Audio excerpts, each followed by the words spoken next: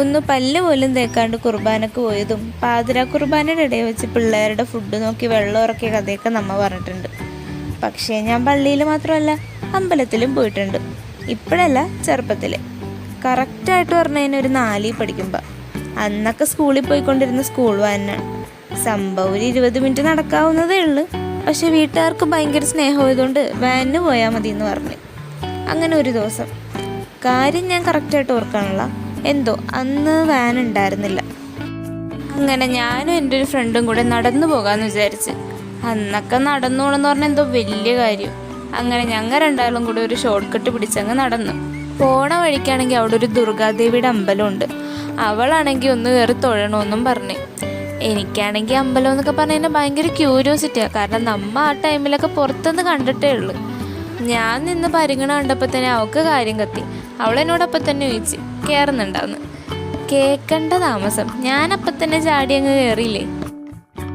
അമ്പലത്തിൻ്റെ അകത്ത് കയറിയപ്പോഴാ ഈ കുഞ്ഞു പിള്ളേർക്ക് ആദ്യമായിട്ട് കളിപ്പാട്ടം കിട്ടുമ്പോഴൊരവസ്ഥയില്ലേ, ആ സീനായിരുന്നു. ഞാനിങ്ങനെ വായും പൊളിച്ച് അവിടെ മൊത്തം നോക്കുന്നു. ഓരോരുത്തർ തൊഴുതിറങ്ങി വരുമ്പോൾ അവരെന്താ ചെയ്യുന്നതെന്ന് നോക്കണ്. അങ്ങനെയൊക്കെ. കാരണം നമുക്കിത് ആദ്യത്തെ എക്സ്പീരിയൻസ് ആണല്ലോ. എൻ്റെ പൊട്ടം കളി കണ്ടപ്പോൾ തന്നെ അവൾ പിടിച്ചൊരു തട്ട് തന്നു.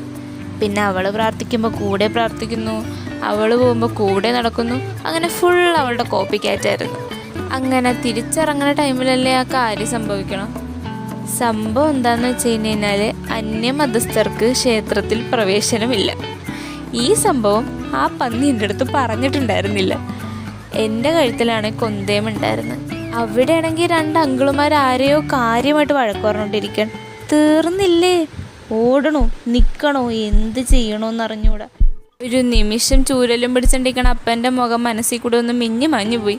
വേറൊന്നും കൊണ്ടല്ല, ആ ടൈമിലൊക്കെ പപ്പ ഭയങ്കര ഫ്രണ്ട്ലി ആയിരുന്നു. ഇതെങ്ങാനും പുള്ളി അറിഞ്ഞു കഴിഞ്ഞാൽ പിന്നെ വീട്ടിലേക്ക് പോകേണ്ടി വരില്ല, വേറെ വീട് തപ്പേണ്ടി വരും.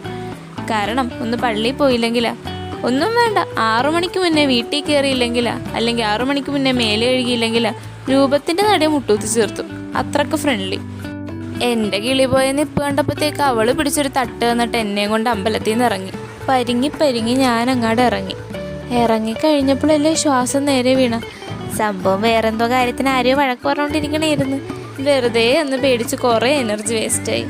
ഇപ്പം അതൊക്കെ ഓർക്കുമ്പോൾ ചിരി വരും. ആക്ച്വലി നമ്മൾ എല്ലാവരും തന്നെ അമ്പലത്തിലും പള്ളിയിലൊക്കെ പോണവരാണ്. സത്യം പറഞ്ഞാൽ ഇതൊന്നും അത്ര പേടിക്കേണ്ട ടോപ്പിക് അല്ലെന്നേ.